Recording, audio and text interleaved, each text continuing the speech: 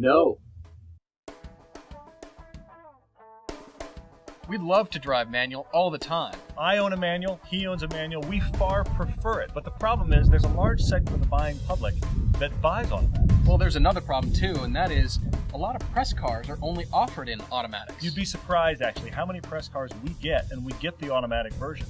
We'd love to spec out every press car to our desire. It just doesn't happen that way.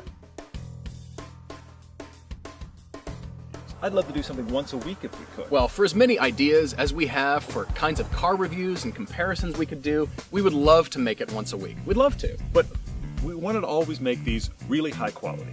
And they're actually kind of expensive to produce. We have a tiny staff, an even smaller budget, so that just means we can't do them very fast. Well, erring on the side of quality is something we're not going to change. Yeah, we're going to do great stuff. We want to do that from the beginning, but it means we're pretty slow. And we acknowledge that.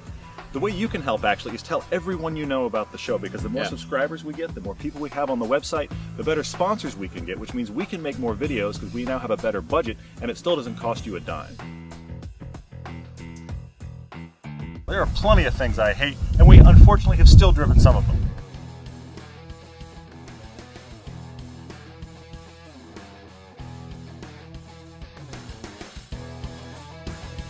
I don't hate everything, just the shitty ones.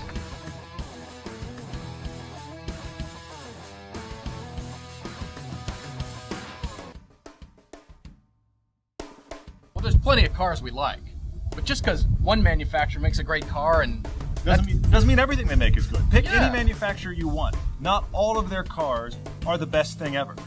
Well, maybe portion. All right, moving on. Beyond that, have you seen the Panamera? Moving on. Beyond that, if the car you're talking about you can't believe we hate, you either own it or you want to own it, acknowledge the fact there's some bias there. There is definitely some bias, and as I always like to say, you can't drive a spec sheet. Just because you see specs and something is just a little bit better than another car, doesn't mean the driving dynamics are better. And you may get into a car that's supposed to be great and not like it. That doesn't necessarily make you wrong. Cars are expensive, you gotta pick something you love, and that's what we're here to do. Absolutely.